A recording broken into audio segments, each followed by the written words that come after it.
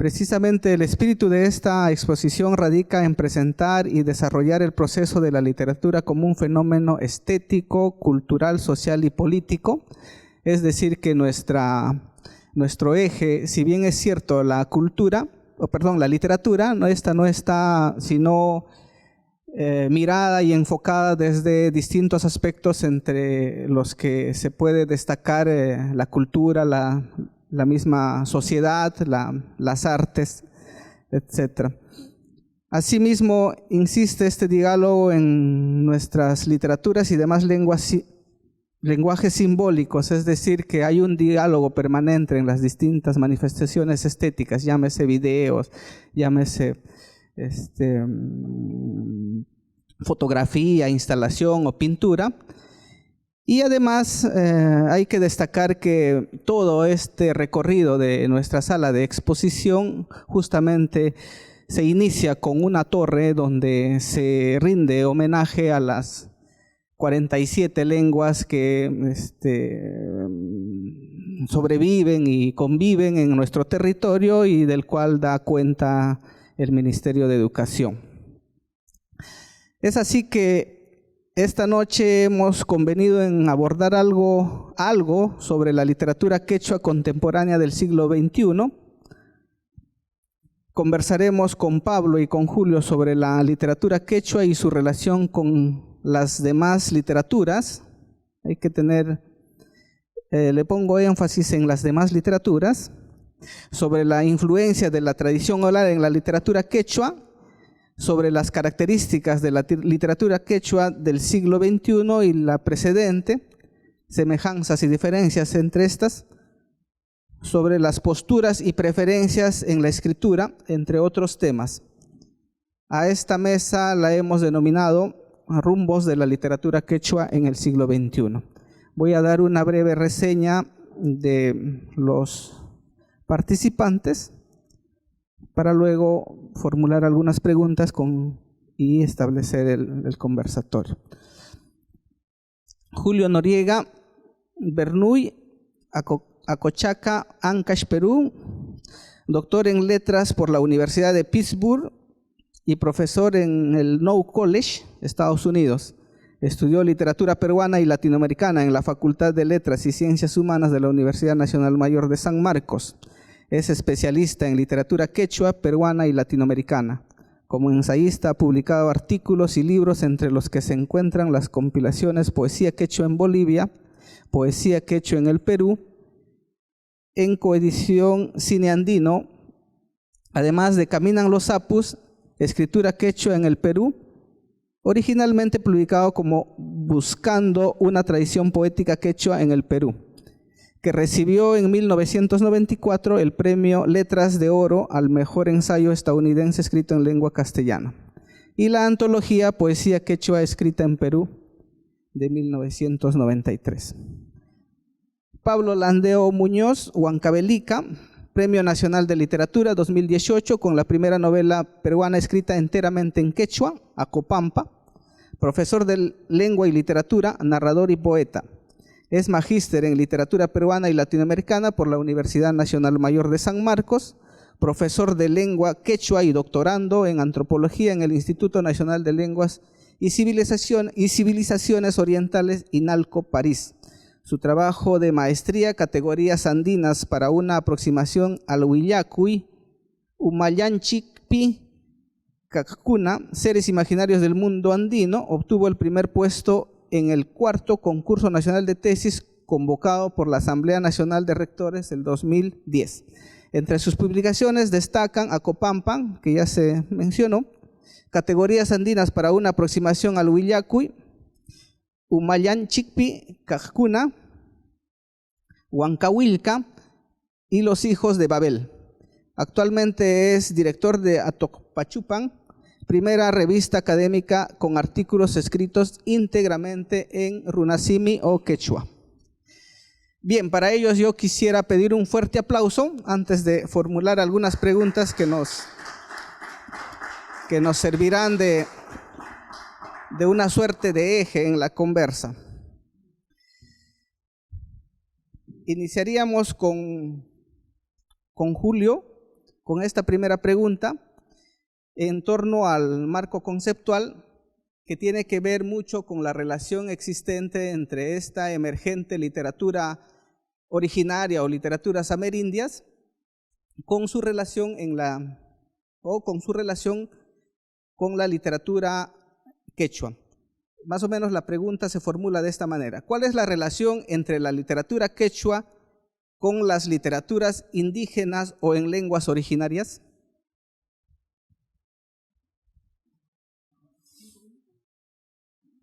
Está bien. Muchas gracias a la Casa de la Literatura. Gracias a todos los asistentes aquí.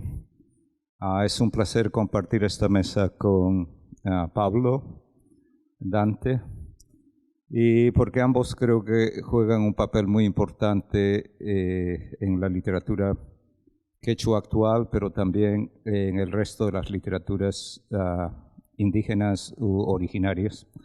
Pablo, con sus publicaciones, tanto en creación como en crítica, y su papel de docente, tanto en el Perú como fuera del Perú.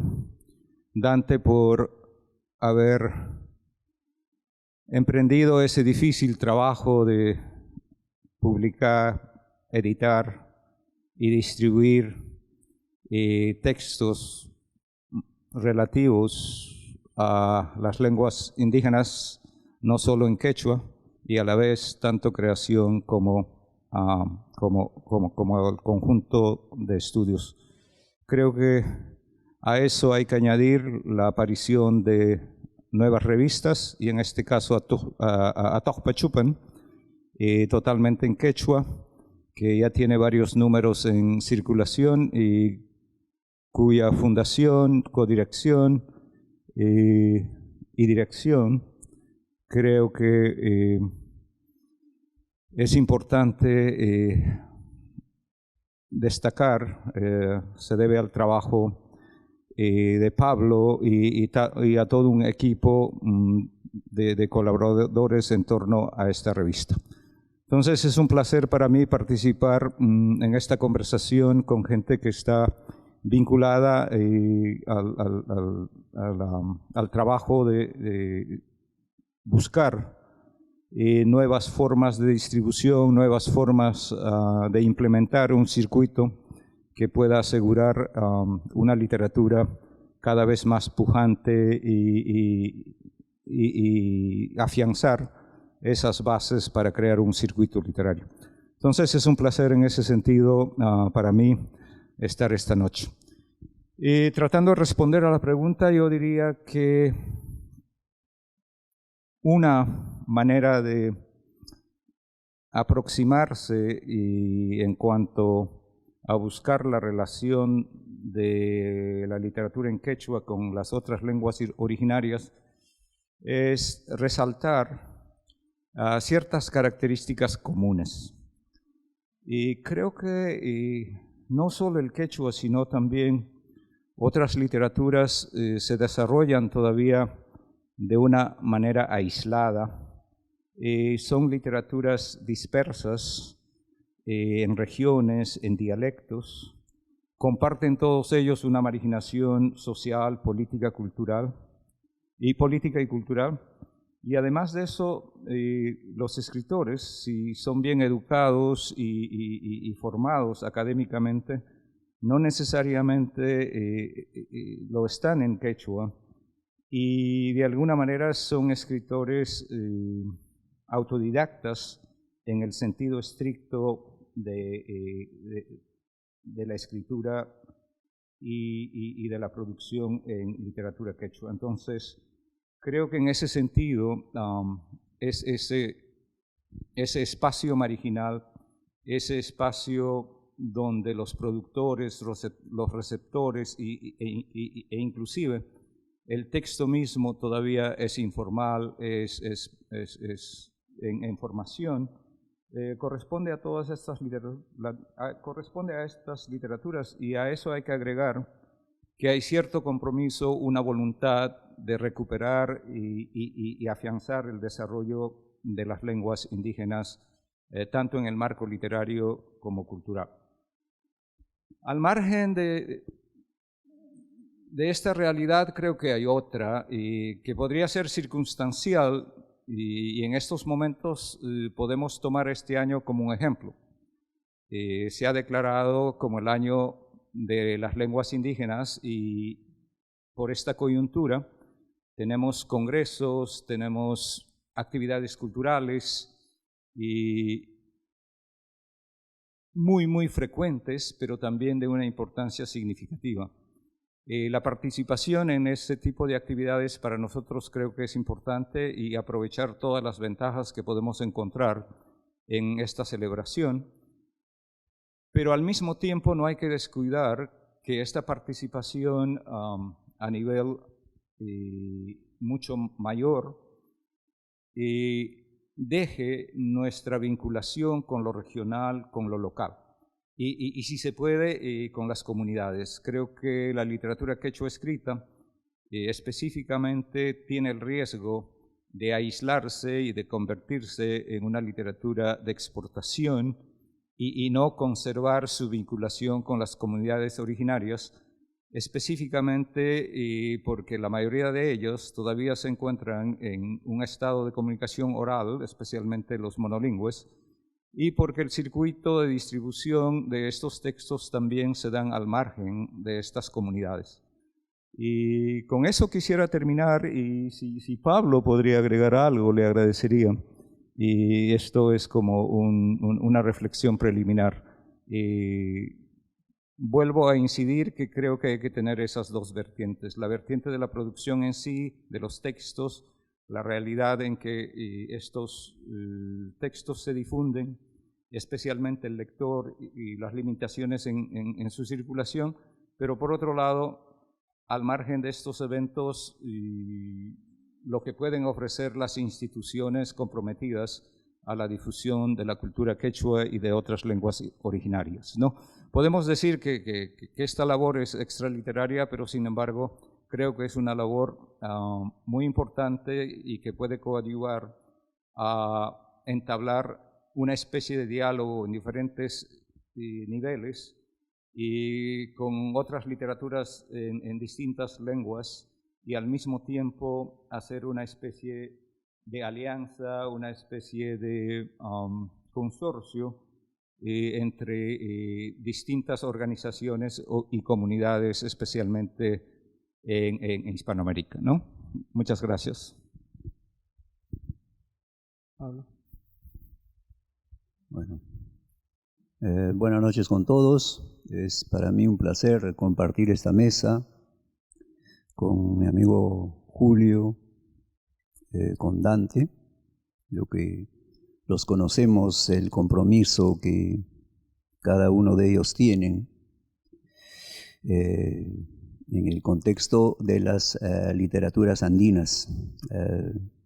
Dante, desde esa aventura de hacer los trabajos de edición, Julio, desde la aventura también, ¿no?, de realizar, de estudiar, de investigar las literaturas andinas, particularmente las literaturas en migración, pero al mismo tiempo todo lo que es concerniente a la poesía quechua escrita, tanto en el Perú como en Bolivia. Respecto a la pregunta, lo que yo percibo es desde la manera, desde el marco conceptual, cuál es la relación entre las literaturas quechua con las literaturas indígenas. Veo que hay una intencionalidad de subordinar, me parece, a las otras lenguas después de la literatura quechua. Es decir, lo que se estaría intentando es hacer una jerarquización de las literaturas en lenguas originarias, ubicando en principio al quechua. Y supongo que la pregunta se justifica definitivamente porque desde hace mucho tiempo hay una producción literaria quechua de una manera constante, permanente. Y luego podríamos decir que la lengua originaria que sigue es el aymara, el machiguenga, creo, para el caso de la Amazonía, y probablemente otras lenguas para nosotros poco conocidos, lo cual demuestra de alguna manera nuestro desconocimiento, nuestra ignorancia de la existencia de estas lenguas, a excepción, ¿no?, de aquella que se produce en quechua y en aymara. Las relaciones, no obstante de que el quechua puede surgir, aparecer aquí como una lengua hegemónica, sigue manteniendo las mismas condiciones de lengua marginal, ¿no?, las mismas condiciones que las otras lenguas, ¿no?, con una circulación, con una difusión escasa, y me parece que incluso temáticamente, ¿no?, comparten estas características. El quechua a través del quechua se escribe las confrontaciones, los problemas, las relaciones, los conflictos internos y externos del mundo andino, de las actividades propias del mundo andino, la agricultura, la ganadería. Y para el caso aymara me parece que es lo mismo temáticamente, mientras que para el caso de la Amazonía, debido al espacio, esto debe cambiar. Pero me parece que siempre se está inspirando, siempre se está alimentando por el entorno, por la cosmovisión, por los hábitos y costumbres, por las prácticas culturales propias de cada espacio. Lingüísticamente sigue siendo también una lengua marginal. Desde el punto de vista social, igual, aunque probablemente en estos últimos años haya una reconfiguración respecto a las migraciones. Lima se andiniza cada vez más, pero no únicamente se andiniza, sino también se mixtifica muchísimo más con la presencia de migrantes de la Amazonía, y esto definitivamente genera un espacio muy particular, sumamente rico, de manera especial en los conos y en aquello que uno puede decir los extramuros de Lima, lo que puede ser Lima Centro. Y habría que pensar un poco qué es lo que se está dando, qué es lo que se está produciendo en esos espacios, con escritores o con bilingües coordinados que tienen la capacidad de hablar una lengua originaria y la lengua oficial. Creo que por el momento... Yo quisiera, no sé, dejar como una suerte de pregunta que de pronto se puede desarrollar más adelante. Lo que entiendo es que de alguna manera esta literatura en lenguas originarias no ha hecho más que, claro, en otras palabras, no ha hecho más que agrandar la burbuja en la que sigue desarrollándose la literatura quechua y las demás literaturas, ahora con un nuevo cascarón, digamos, un poco más grande. Y no sé, tal vez si ese cascarón nuevo que se viene a llamar literaturas en lenguas originarias terminan más bien en desfavorecer al proceso de la literatura misma, porque se presenta tal vez como una suerte de moda. No sé si pueden... Muchas gracias, totalmente de acuerdo con lo que dice Pablo. Sin embargo, quisiera añadir algunos matices a lo que Pablo ha explicado.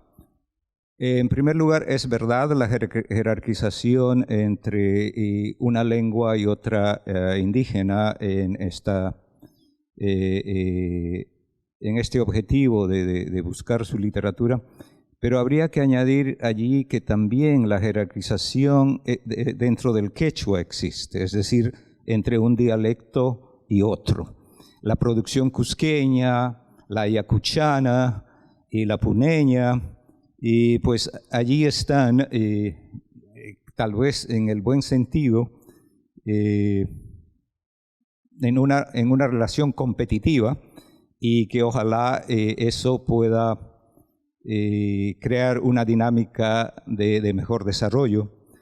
Pero al mismo tiempo hay que añadir la ingente producción escrita tanto en narrativa como en español, perdón, en narrativa como en poesía, a nivel departamental, incluyendo antologías. Tenemos antologías regionales, tenemos antologías departamentales, como la de Huancavelica, elaborado por Isaac Cuamán, y creo que esos textos están presentando distintas formas de sistematización, distintas formas de mapeo con los que tenemos que trabajar. Eso dentro del Perú. Fuera del Perú la situación es un poco más compleja. Es decir, esa jerarquización que existe en el Perú entre el quechua y el aymara, por ejemplo, es totalmente diferente en Bolivia. Y el aymara es primero, por la situación política que en estos momentos vive Bolivia, y luego el quechua. Pero curiosamente, cuando todo el mundo esperaba que con un gobierno como Evo Morales, las literaturas en lenguas originales en Bolivia podrían haber tenido una producción tal vez mucho mejor que en el Perú, ha sucedido lo contrario. Es decir, en estos momentos podría uno decir que casi no existe, no existen autores que estén escribiendo en quechua.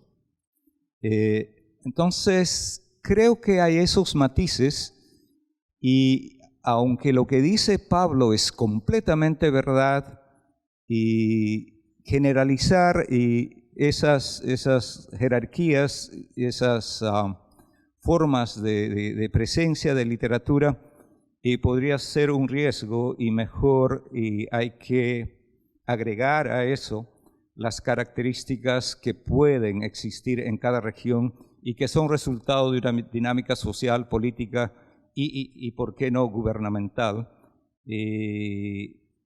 que realmente diferencia, y es muy difícil establecer así características generales sin considerar esas especificaciones. Solo esa aclaración y muchas gracias. ¿Habló algo al respecto?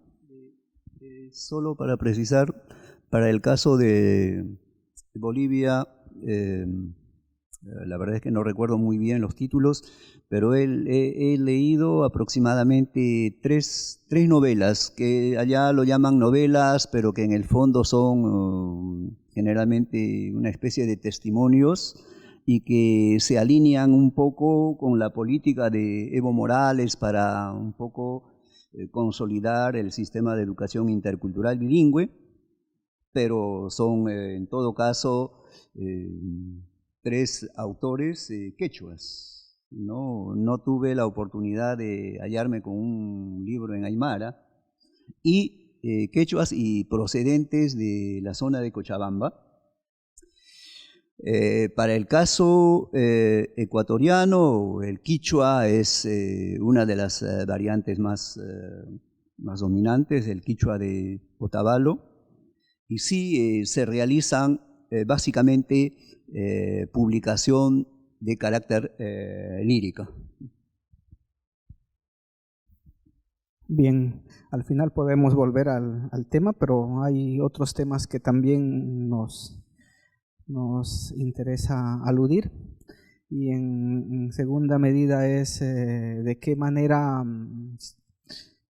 la literatura quechua se beneficia o se alimenta, o en todo caso tiene su principal génesis, se puede decir, que es la tradición oral. Entonces la pregunta sobre el caso, ¿cuál es la importancia de la tradición oral en la literatura quechua y cómo se manifiesta en ella? Esta pregunta la iniciamos con Pablo.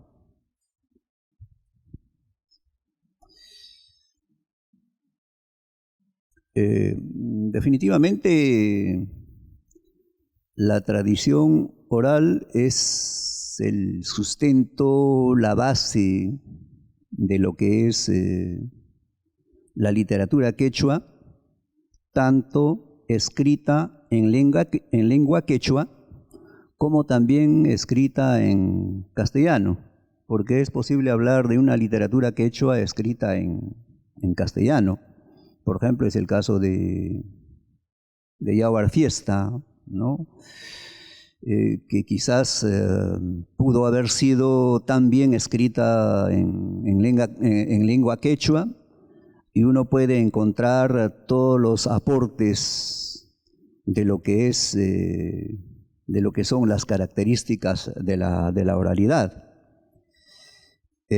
Cuando uno escribe un cuento, una novela, particularmente en mi caso, me resulta difícil de alejarme de personajes de la tradición oral andina, ¿no? Como la Umapuri, la Jarjaria, el degollador, los Huamani, ¿no?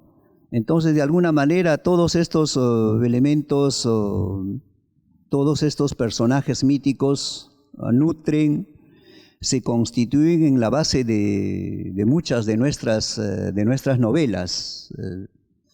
Por ejemplo, pienso en País de Jauja, de Edgardo Rivera Martínez, donde la oralidad está presente desde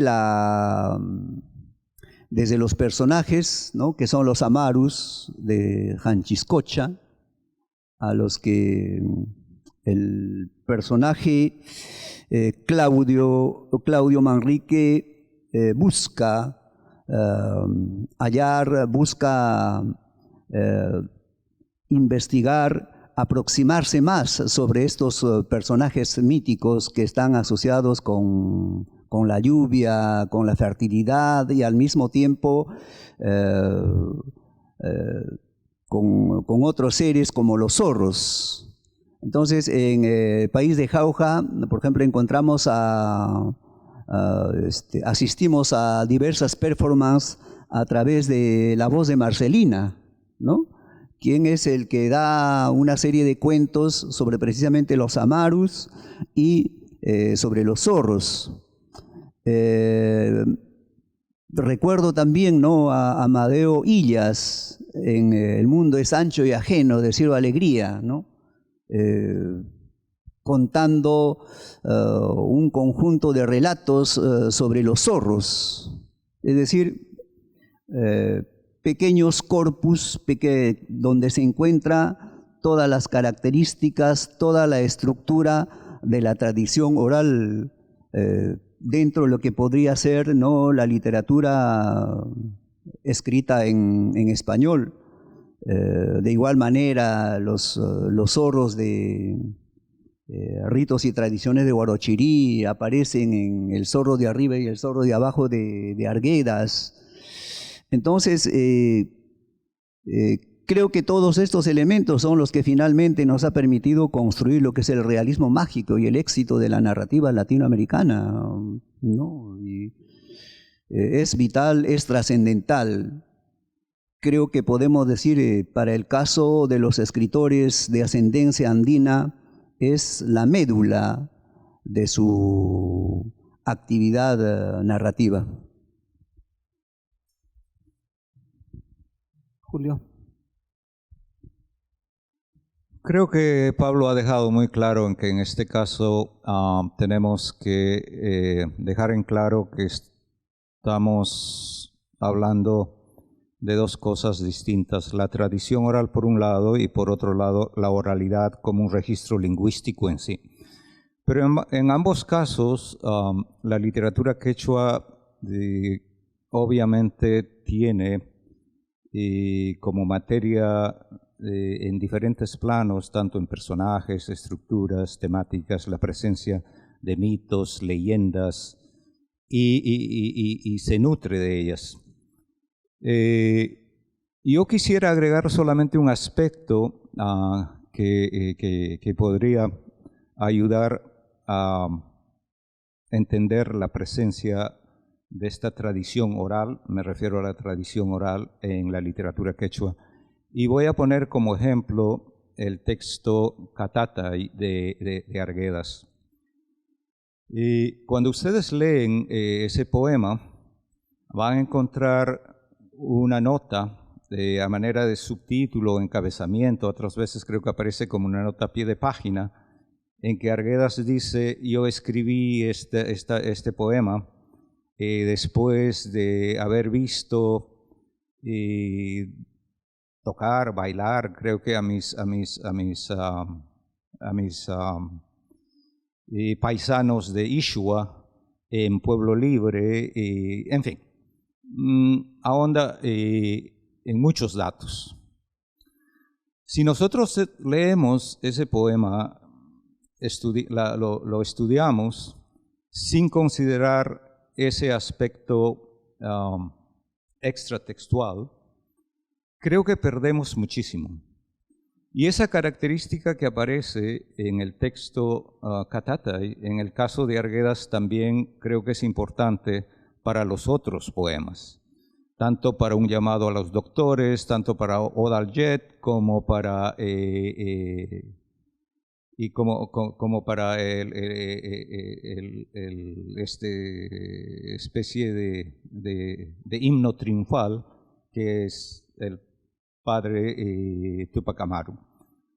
Entonces, quiero indicar que los textos escritos, no he pensado mucho en narrativa, pero por lo menos en poesía, exigen para su mejor entendimiento la información adicional, contextual y referencial del momento, de la situación en que estos textos fueron escritos y creados. En ese sentido, el texto escrito, y por lo menos en poesía quechua, se parece mucho a otro texto de tradición oral, porque requiere para su mejor entendimiento de ese referente en el momento para el cual fue escrito.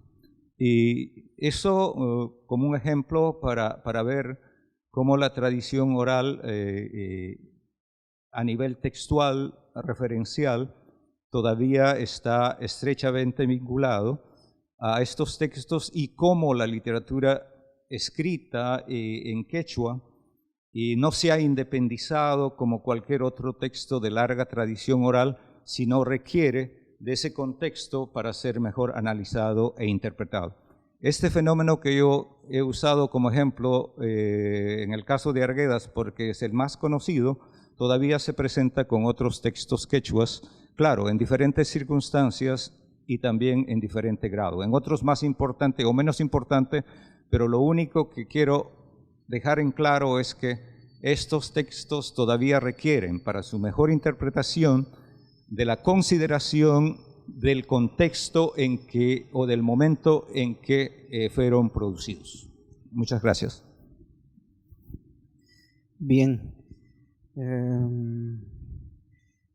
Creo que pasamos a una siguiente pregunta que tiene que ver mucho con este fenómeno que viene aconteciendo respecto a la producción de las distintas manifestaciones literarias en distintas lenguas, valga la redundancia, respecto a un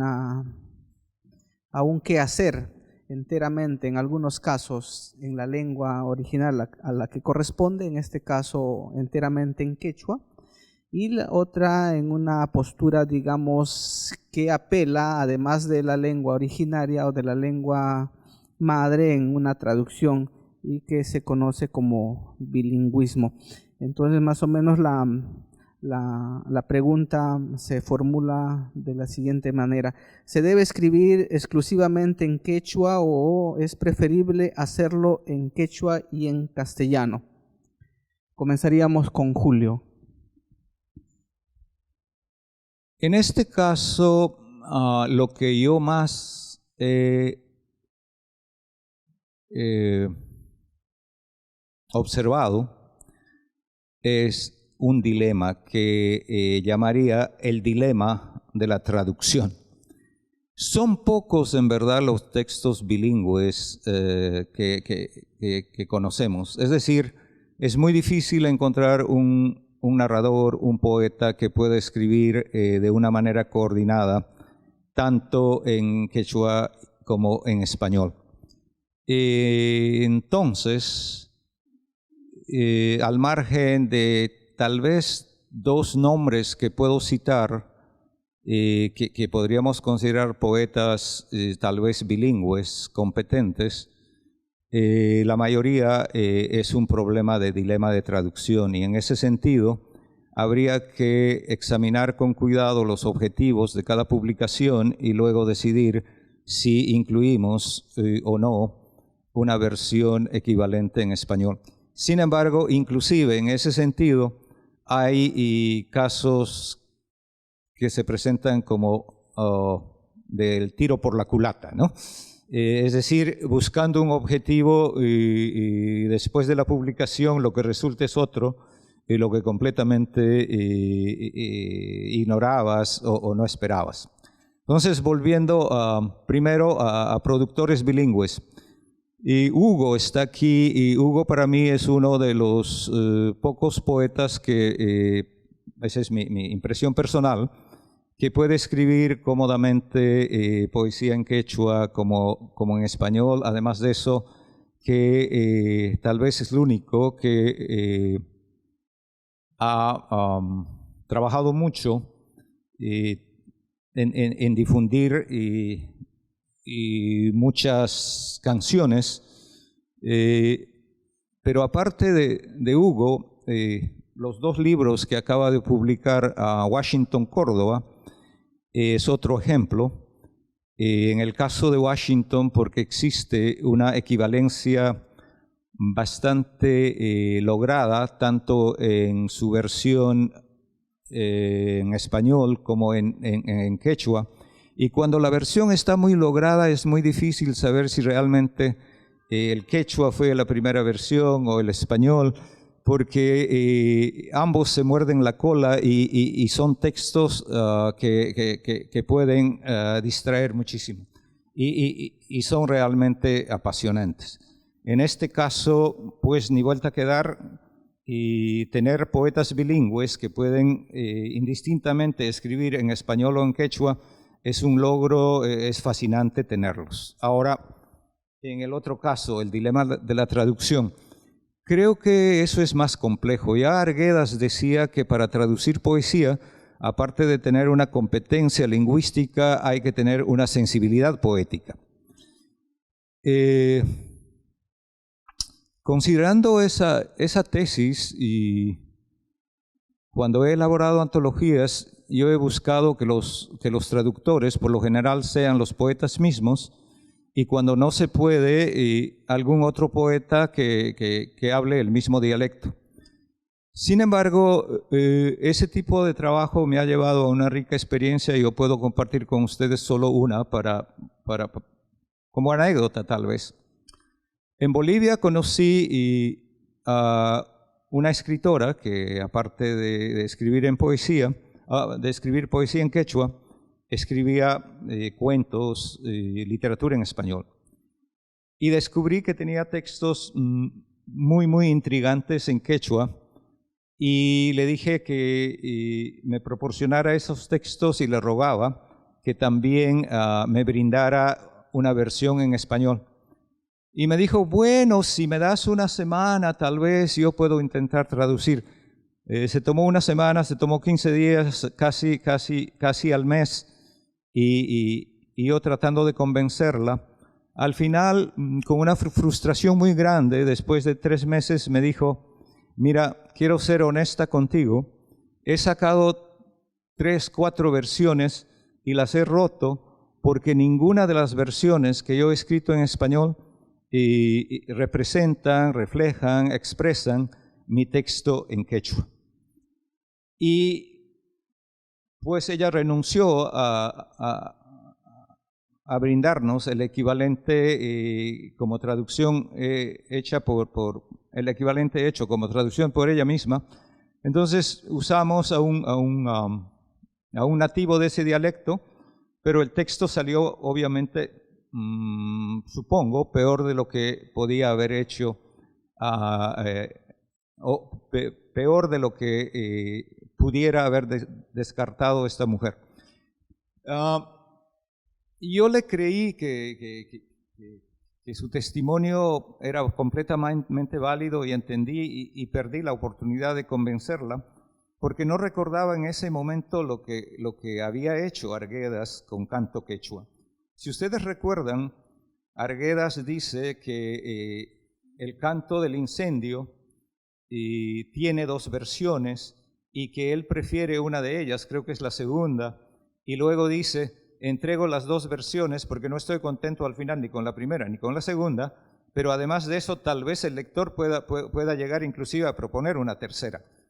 Y lo fascinante de esa propuesta de Arguedas es que al margen de la tradición oral que, como había explicado antes, se presenta de distintos modos en el que en el poema Catate y otros hay que considerar en qué momento fue creado, aquí también es importante la visión de tradición oral porque al tener múltiples textos como textos de tradición equivalente, estamos matando la idea, la noción de un texto único que se llama el master copy, ¿no? O sea, eso pertenece más a una tradición escrita y la tradición oral se caracteriza justamente por un texto múltiple.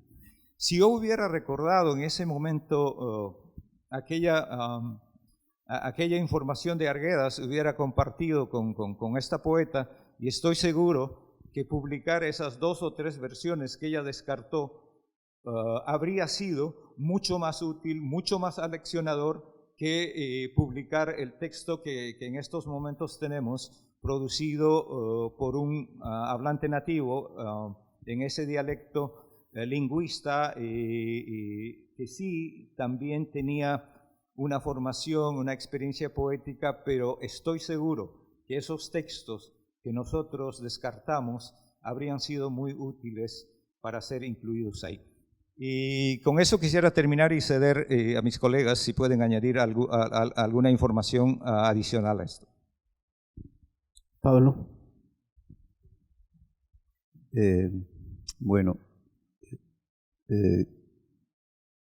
concuerdo con Julio cuando se refiere a Hugo, al indicar que es, supongo, uno de los pocos poetas que escriben en quechua magníficamente. Pero yo no sé yo no sé muy bien si se refiere a sus diversos libros, pero lo que sí a mí me ha generado uno de los mayores placeres ha sido la lectura de Yacu Unupa Yuyaini, realmente un magnífico libro. Y como en algún momento dije, lamentaba un poco solo el hecho de haber sido acompañado por las traducciones al español en la introducción. Creo que el libro, los poemas no requerían de las traducciones, pero hay que pensar un poco en aquellos que no leen quechua o que leen con alguna dificultad.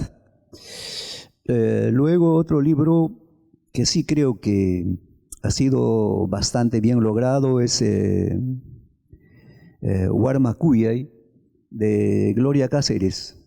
Leí los cuentos y la verdad sentí la misma intensidad lírica que había experimentado a leer por primera vez la versión en español. Es más, creo que la versión de Gloria Cáceres era superior a la versión en español. ¿Por qué? Porque en el quechua, ¿no? Tenemos una serie de sufijos direccionales, ¿no? Cuya acción vienen de lo exterior hacia la interioridad del sujeto que habla, ¿no? Entonces, esos sufijos direccionales hacen que cualquier acción que haga el sujeto finalmente sea todo un placer, toda una exquisitez, toda una entrega al goce, aspectos que en el español se ven bastante pálidos. Entonces creo que ese es uno de los factores que dificultan la traducción de los textos quechuas al español. Ahora puedo mencionar, por ejemplo, un sentido inverso, ¿no? Las traducciones de los textos en español hacia el quechua. Es el caso de César Itié y Lidia Cornejo, que hicieron la traducción del Principito, ¿no? Guagua, que es también una versión magnífica y que al mismo tiempo una versión que logra pacificar, diríamos, esta confrontación de la que hace un momento se habló, ¿no? Entre las variantes del quechua, el quechua pentavocálico, el quechua trivocálico, esas cosas, haciendo lo que él denomina una versión democrática del quechua, o lo que Cerrón Palomino denomina quechua sureño, ¿no? Partiendo desde la zona de Ayacucho, Huancavelica, hasta Cochabamba. Pero la pregunta dice, ¿se debe escribir exclusivamente en quechua o es preferible hacerlo en quechua y castellano? Claro, creo que no solo hay que pensar también en los aspectos estéticos, en el goce, en el placer que nos puede proporcionar una versión, por ejemplo, muy bien traducida. Creo que también hay que apostar por la autonomía del quechua, y para mí eso es un aspecto fundamental, ¿no? Un llamado que publiqué en Huancahuilca, en la tercera parte, ¿no? En el que manifiesta, es una especie de manifiesto en el que justifico por qué mis textos escritos en quechua no los voy a traducir. Allí están las justificaciones. Por cierto, no, aquellos que tienen deseo de escribir en ambas lenguas, que lo hagan, no hay absolutamente oposición alguna. Lo que sugiero es que los textos escritos en quechua no deben traducirse, porque no veo forma, ¿no?, en que una lengua o cualquier lengua marginal, dependiente, pueda conseguir su autonomía. Son cientos de años que el quechua ha respirado a través del español, ¿no? El quechua, como una especie de un minusválido, ha ido caminando con el aporte, con el soporte de lo que es el español. Entonces, como que las ediciones bilingües como que se suman para continuar manteniendo el status quo de lo que es el quechua. Entonces, si realmente quisiéramos el desarrollo, la autonomía de la lengua quechua, ¿no?, en este caso del quechua, habría que apostar por la escritura sin traducción. Pero se nos dice, pero hay sectores que quieren leer, que quieren saber qué es lo que se está escribiendo en quechua. Entonces, procédase de la misma manera como hacemos cuando tenemos textos en inglés, en francés o en otras lenguas. Hacemos que otras personas, que expertos, hagan las traducciones para de alguna manera compartir experiencias. Bien. Creo que me ha quedado claro, ¿no? En todo caso, luego puedo formular algo que estaba pensando, pero mejor paso a una siguiente pregunta que tiene que ver mucho con las características que particularizan a generación una de otra en los distintos procesos de las literaturas. En este caso tengo la sensación de que existe una marcada diferencia entre la producción que se ha venido desarrollando hasta finales del siglo que nos dejó el siglo XX con aquella que aparece y se desarrolla en el siglo XXI. Entonces, a propósito de esa sensación es que se formula la siguiente pregunta: ¿qué características poseen, o mejor lo leo como estaba formulada? ¿Qué diferencias y semejanzas existen entre la literatura quechua del siglo XXI y la precedente, la del siglo XX? Iniciamos con Pablo. A mí me parece que uno de los aspectos más importantes que estamos experimentando en este siglo es la consolidación de la escritura en quechua y al mismo tiempo el nacimiento de una crítica literaria en quechua.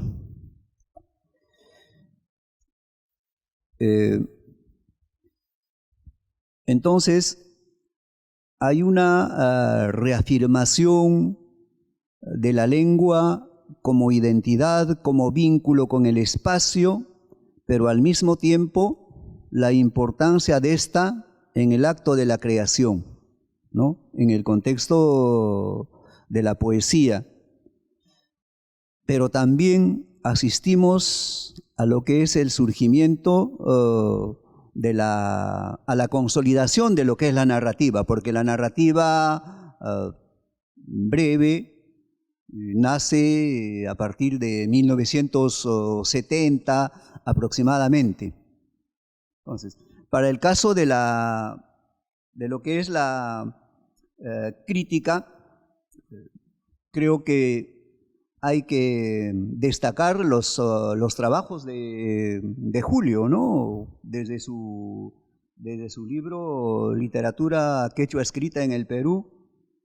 Luego, los trabajos de Gonzalo Espino, lo relativo a lo que es la tradición oral andina, literaturas quechuas, y este último logro, narrativa quechua contemporánea, ¿no? 1974-2017, ¿no? Y dicho sea de paso, agradezco la oportunidad, ¿no? La generosidad de Gonzalo Espino por haber considerado a Jupampa, ¿no? Por haberle dedicado 3-4 páginas al trabajo que estoy realizando. Pero también otro libro, ¿no? De Alan Durston, ¿no? Que acaba de publicarse, Escritura en Quechua y Sociedad Serrana en Transformación del Perú, 1920-1960. Creo que son textos, creo que son estudios que el siglo pasado no hubiera sido todavía posible visualizar, ¿no? Como que se esperaba el desenlace de toda una larga tradición, de todo un trabajo. Y creo que ahora precisamente se asiste a ese desenlace. Se materializan, se visibilizan los libros sobre publicaciones en poesía escrita en quechua, en narrativa escrita en quechua y por supuesto también con traducciones. Pero al mismo tiempo asistimos también a sendas publicaciones en narrativa. Por ejemplo, este libro del primer concurso narrativa en quechua organizado por la Universidad Nacional San Cristóbal de Huamanga, ¿no? Entre todos los estudiantes, ¿no? Que reúne a un conjunto de cuentos escritos por los estudiantes de la Universidad San Cristóbal de Huamanga, reconquistando de esta manera su condición de espacio bilingüe, quechua hablante, algo que en años anteriores solo se estaba dando en la poesía. Y otro libro de narrativa, ¿no? Quinto Hippie, Juan Pedro Sebastián, de nuestro amigo Hugo Carrillo. Entonces, se asiste a la consolidación de la escritura en quechua, en poesía, pero al mismo tiempo a la emergencia de lo que podría ser la narrativa, ¿no? Es posible ahora pensar que la literatura quechua comienza a forjar su tradición, una tradición literaria, además de haberse instituido premios importantes como el que otorga el Ministerio de Cultura. A mí me parece que hubiera sido un poco inaudito mostrar estos libros, hablar de premios, hablar de la publicación de una novela en el siglo pasado. Creo que Julio domina mucho más este aspecto desde su trabajo de investigación y podrá complementar algunas cosas que faltan. Gracias. Pablo, te voy a desairar, no tengo más que agregar. Solo indicar que realmente el papel de instituciones, el papel de la investigación en las universidades, de muchas asociaciones, centros de estudio, concursos que han ayudado a la publicación de numerosos textos, tanto en narrativa como en poesía, que realmente va cada año en mayor proporción. Recordemos los concursos que realizaba la Universidad Villarreal y que ya pertenecen al siglo pasado, y a esos concursos se han agregado otros. Pero en este caso yo insisto que cumplen un papel importante el trabajo que se hace en el programa de literatura de San Marcos a través de Gonzalo y el equipo de investigadores. También las nuevas editoriales, como las editoriales de Dante, ahora inclusive Yuya está incorporando más y más algunos títulos. Entonces,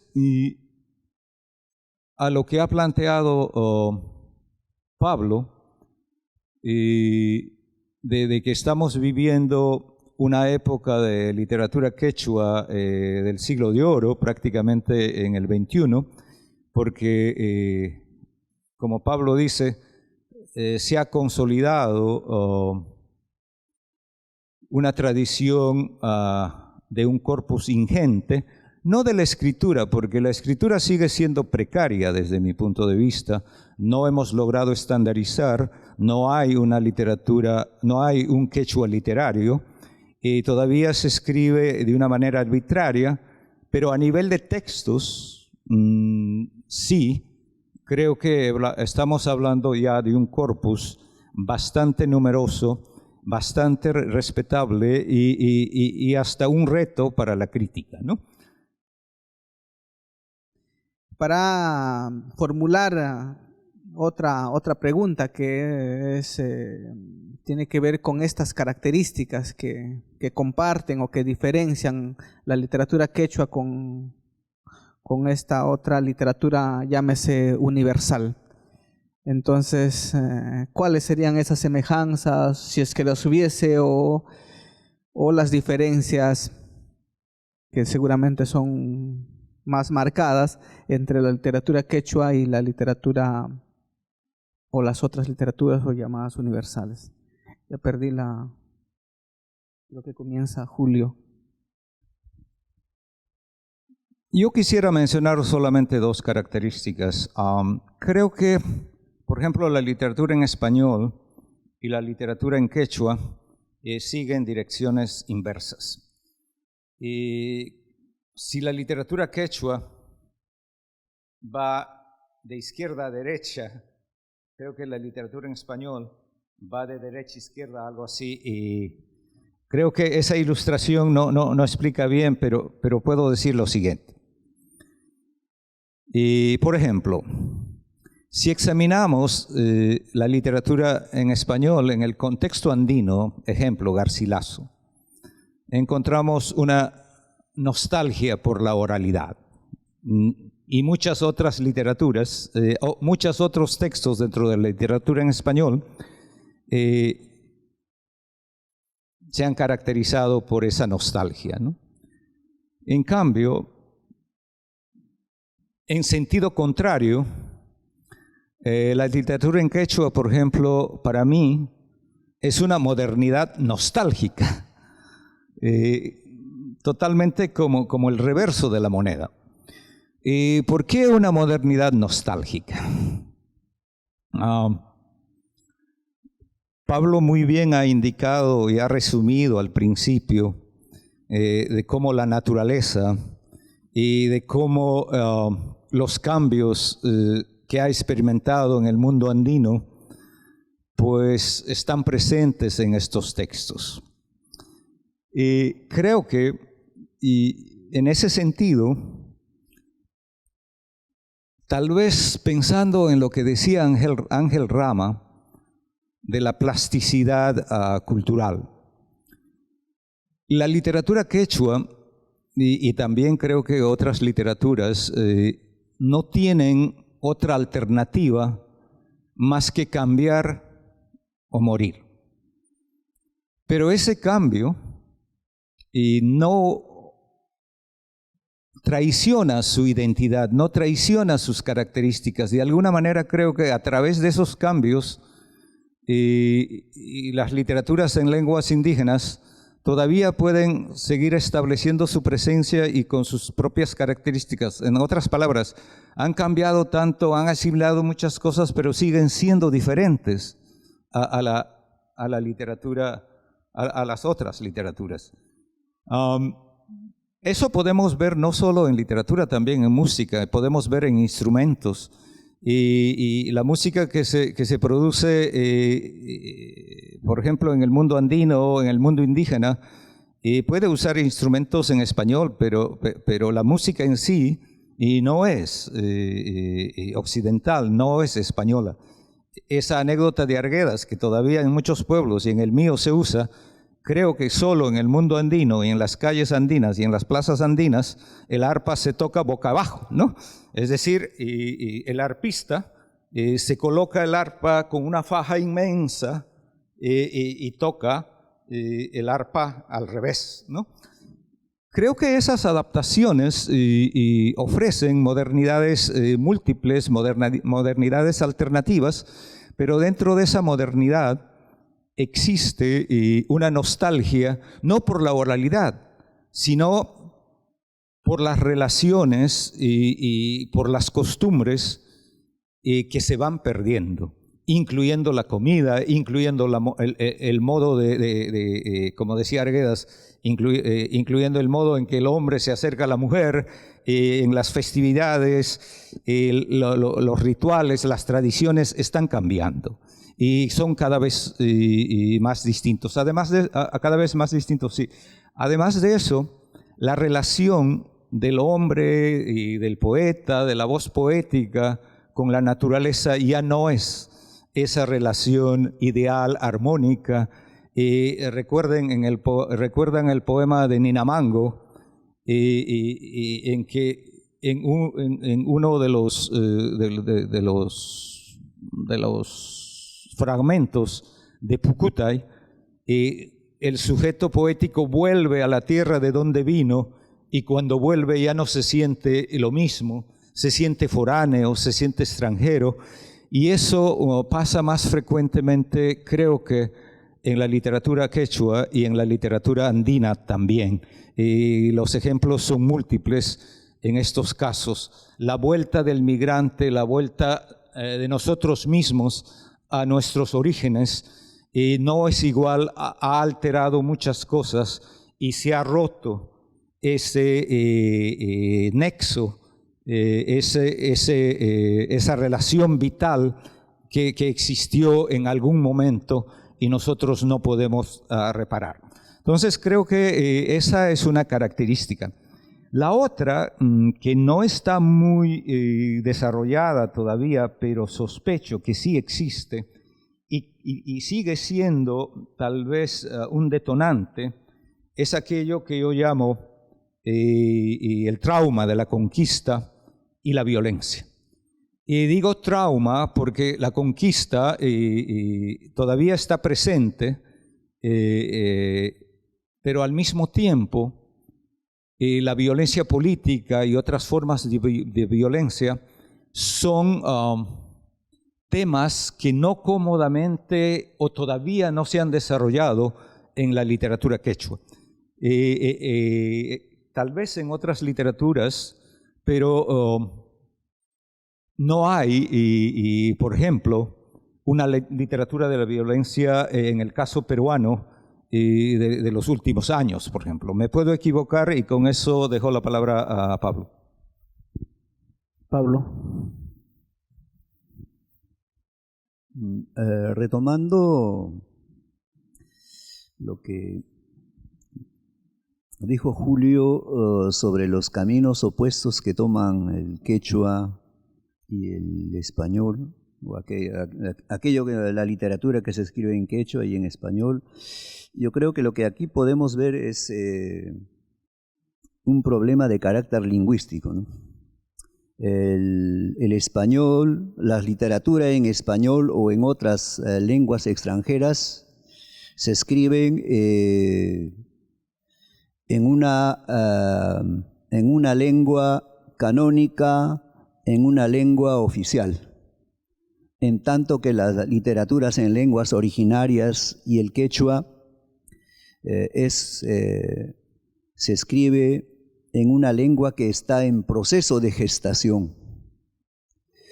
Hay muchos aspectos que en el caso de la lengua quechua no ha podido seguir desarrollándose, especialmente conceptos relacionados con la abstracción, conceptos para expresar la modernidad.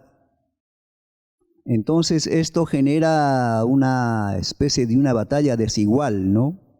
El escritor en lengua quechua realmente se siente en dificultades para expresar conceptos relacionados con la modernidad.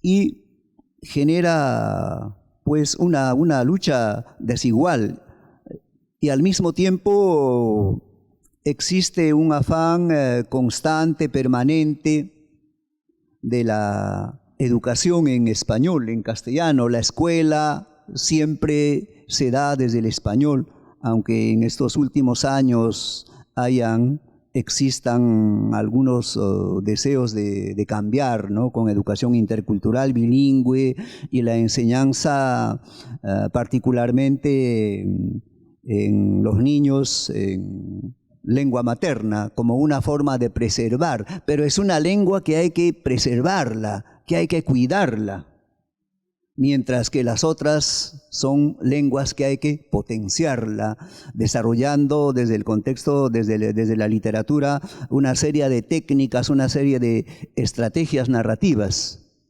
La verdad es que cuando se trata de escribir un cuento, una novela, lo relativo a las estrategias, a las técnicas narrativas no es ningún problema. Yo creo que solo es cuestión de aprendizaje, ¿no? Quien haya tenido una experiencia lectora con una literatura universal no va a tener problemas para asimilar y luego aplicarlos esa estrategia desde su lengua materna, desde el quechua. Otros aspectos, yo no sé, yo pienso que todos estos aspectos relacionados con la nostalgia, el trauma de la conquista, al que Arguedas denominó la soledad cósmica, y otros aspectos, creo que van a ser superados en la medida en que el quechua experimente una desterritorialización sistemática. Es decir, no creo que sea lo mismo para un quechua hablante ubicarse en una ciudad como Lima frente a una situación social, política distinta que aquel escritor que todavía se encuentra en las comunidades andinas, ¿no sé? El quechua hablante de Lima, desde su propia experiencia migrante, supongo que va a desarrollar otras temáticas, va a tener una doble visión de lo que es el mundo de sus ancestros, el mundo de sus padres, el mundo de la infancia y el mundo actual frente al que se encuentra. Entonces, creo que estos aspectos relacionados con el dolor, el trauma, las nostalgias, en algún momento creo que se van a ir perdiendo, ¿no? Y con ello también se va a ir perdiendo toda esa rica cantera relacionada, ¿no? Con los mitos, las leyendas, y seguramente tendremos una novela en quechua mucho más moderna, más contemporánea, ¿no? Y yo no sé qué es lo que puede ir sucediendo con el tiempo, ¿no? Bien, Elena, ¿cómo vamos de tiempo? No sé si tenemos 5 minutos, ¿sí? Bien, mira. Sí, eso es lo que quiero hacer, solamente para comentar que en efecto la novela de Pablo Landeo Acopampa también, uno de sus temas es en efecto la violencia política de la época, ¿no? Entre la migración y obviamente el otro aspecto que es muy afín, la población o invasión de terrenos, ¿no? Es uno de los 3 temas que toca la novela de Pablo Landeo. Bueno, yo quisiera más bien, si desde el público hay preguntas que se puedan formular a Pablo, a Julio, sería genial. Mencionamos el nombre, por favor, y formulamos la pregunta. Tom.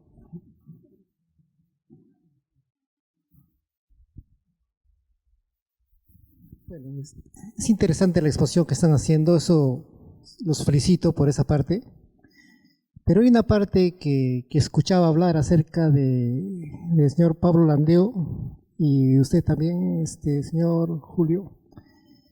En los años 70, en el gobierno de Velasco se impreso gramática y diccionario para cada variante. O sea, se les dio herramientas a cada variante para que puedan producir sus textos, reconocido por el Ministerio de Educación y el Estado peruano. Están vigentes, yo lo tengo también, la gramática del lingüista Cusihuamán, Antonio Cusihuamán, que lo utilizo porque es muy bueno para la variante Cusco-Collao, ¿no? Entonces, no se habla de las variantes como debe ser, se habla que la variante sureña, incluyendo Ayacucho Huancavelica, porque no es así. En esos diccionarios está Ayacucho Chanca, está Cusco Collao, está Huanca Junín, Huaylas Conchucos, Lama San Martín y Cañari Cajamarca. Así está y así se debe hablar. No sé hasta qué punto ahora quieren ponerlo, juntarlo, ¿no? Porque son las variantes, ¿no? Y cada variante, una de otras son diferentes, porque el quechua chanca con el quechua collao se parecen, pero no son iguales. Se parecen sí, pero no son iguales. Eso sí, creo que lo saben muy bien. Otro, no se habla acerca de los escritores cusqueños, por ejemplo.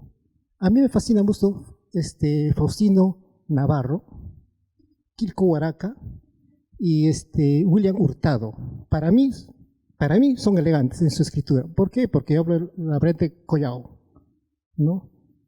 El leer un poco del quechua Ayacucho Chanca no me siento tanto porque no es mi lengua, ¿no? No es mi variante, ¿no? Y quizás así también es muchas personas que también buscan su variante, y al no encontrar, pues a veces no, pero los hay.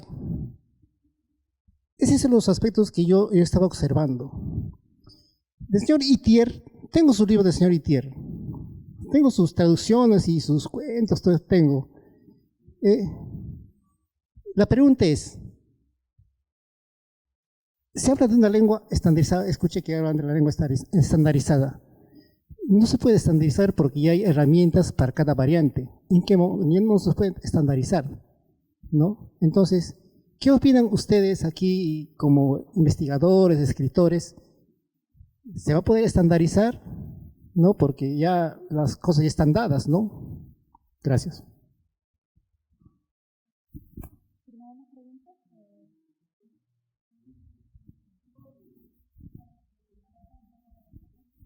Buenas noches, Hugo Carrillo. Esta noche se ha planteado una pregunta que, por lo menos para mi caso, ha sido vital en los últimos tiempos. ¿Cómo hacer si dedicarme solo a la literatura exclusivamente en quechua? ¿Cómo hacer con la otra literatura que también está presente en el cotidiano, es decir, la literatura en español? Porque también vivo en estos dos mundos que vivía Arguedas, ¿no es cierto?, en el mundo indio y en el otro mundo. Y finalmente, ¿cómo hacer para que efectivamente esta literatura llegue a los usuarios, ¿no es cierto?, en su misma dimensión? Y creo que hay, por lo menos intento que hayan dos respuestas para este tema. Y creo que el canto es una extraordinaria muestra de cómo los usuarios sí están pendientes de los escritores, y ahí no tenemos que hacer demasiado esfuerzo, simplemente escribir el canto y devolverles el canto. Ahí creo que empieza la relación con la literatura, ¿no es cierto?, con un elemento que sí está presente. No va a haber mayor dificultad entre los cantantes, entre los músicos y entre las familias de leer un texto con sus canciones, y ahí no va a haber ninguna discusión si esto si debe ir a ser solamente en quechua o en español. Y hay un segundo elemento que quizá, a propósito del último documento hermosamente trabajado por Dante González, ¿no es cierto?, no se hizo mayor disquisición, no se hizo mayores preguntas Juan José Flores cuando escribió Huambar. ¿Qué? ¿Escribo en castellano o escribió en quechua? Escribió en los dos, no tuvo ningún problema.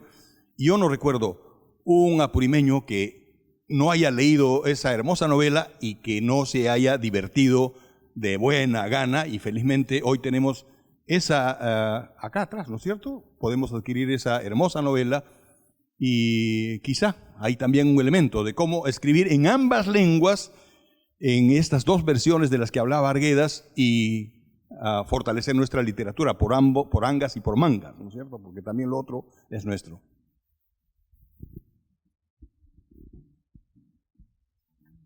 Una pregunta más para...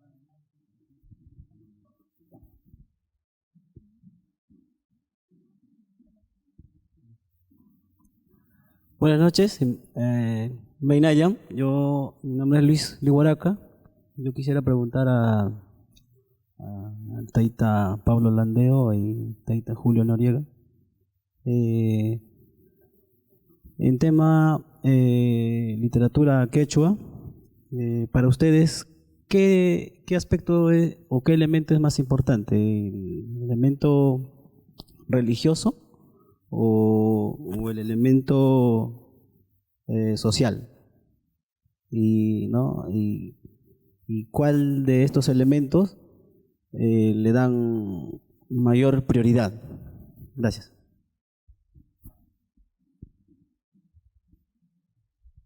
Bien, tenemos 4 preguntas sobre las variantes y su estandarización, sobre el caso de cómo favorecemos en la circulación de los textos, alguna reflexión, y el caso Wambar, qué comentarios se puede merecer, y la predilección o el de temas, ¿no? Lo social o lo religioso. ¿Pablo? Respecto a la estandarización, en sí no es un fondo de discusión. El tema del conversatorio es precisamente sobre literatura quechua. Respecto a que una persona puede escribir en quechua y en español, perfecto, creo que no hay ningún problema. Yo escribo poesía en español, no tengo ningún problema, pero me cuesta escribir poesía en quechua. He escrito poquísima poesía en quechua. Entonces, en mi caso personal, no tengo problema para escribir narrativa en quechua y poesía en castellano. Y ambos se nutren de las experiencias personales, de las experiencias de la infancia, del mundo andino, de la oralidad andina. Entonces, creo que pueden armonizar tranquilamente. ¿Cómo favorecer la circulación de las revistas? Yo creo que es otro aspecto en que se ha avanzado bastante, ¿no? Ahora tenemos distintas ferias regionales de libro y eso me parece espectacular.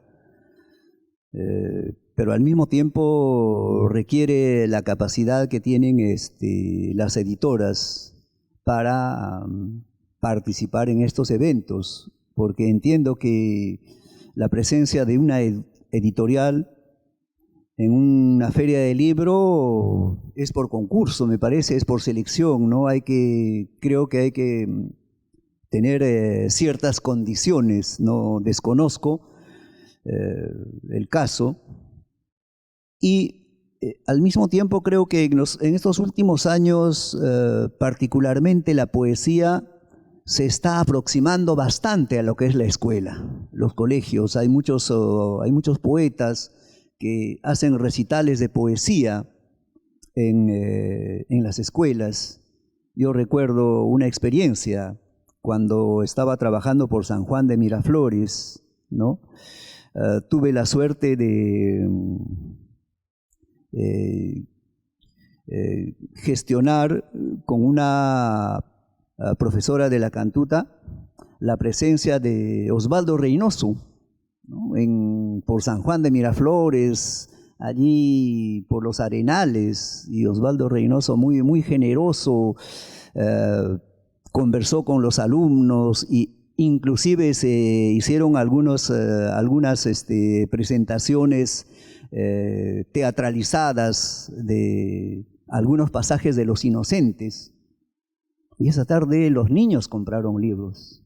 Al mismo tiempo conocieron al escritor y luego se quedaron con los libros para leer. Entonces creo que son mecanismos, son estrategias de aproximación de la literatura hacia los lectores. Finalmente, ¿qué aspectos o qué elementos son los más importantes? ¿El religioso o el social? Ambas cosas. Ambas cosas. El aspecto religioso sin el aspecto social no se mantiene. A propósito de ciertas cosas que estuve viendo en mis trabajos de investigación por la zona de Angarais, lamentablemente hay pequeños pueblos donde ya no se celebran las fiestas patronales, ¿no? ¿Por qué? Porque han ingresado otras tendencias religiosas que no son las católicas, ¿no? Han ganado adeptos y lo que les ha hecho convencer es que pasar una fiesta, un cargo, no es más que desperdiciar plata en borrachera, no es más que rendir culto al diablo, que son los cerros y esas cosas. Ese tipo de discursos lamentablemente ha ganado. Entonces hay algunos pueblos, pequeños pueblos, donde las capillas están vacías, ¿no? Seguramente un espacio donde antiguamente había música, había danzas, se reactualizaban una serie de ritos, una serie de prácticas culturales, culinarias, finalmente van desapareciendo poco a poco. Entonces, tanto el aspecto social y el religioso es fundamental, ¿no? Gracias. Bien, Julito. Voy a resumir en algunos puntos voy a resumir las preguntas en algunos aspectos muy breves. Primero, creo que generalmente confundimos alfabeto con escritura. Y el famoso debate del pentavocálico y trivocálico, que ya tiene no sé cuántas décadas de conflictos, es un ejemplo. Y creo que puede existir un alfabeto perfecto con 3 vocales o con 5 vocales, que es un aspecto lingüístico, pero tratando de reglamentar eso, teóricamente no vamos a conseguir la escritura. La escritura no es literaria, no es política, pero no es literaria ni lingüística, es totalmente política.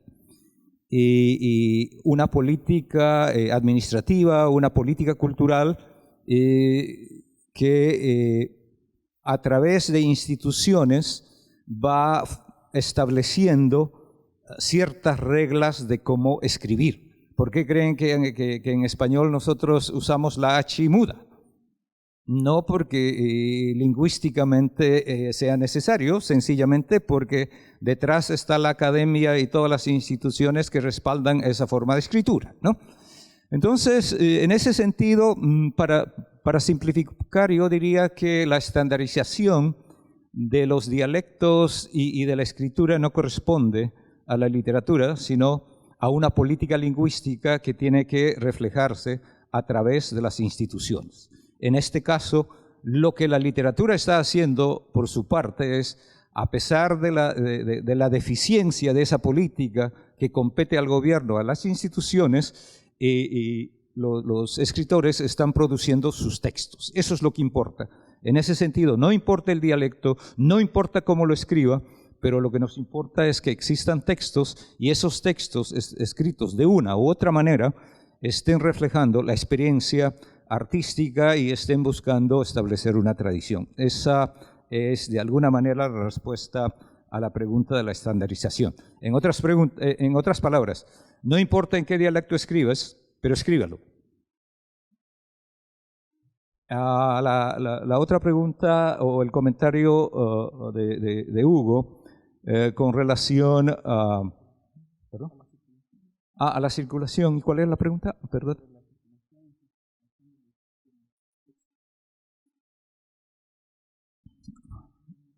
¿De qué manera? Sí.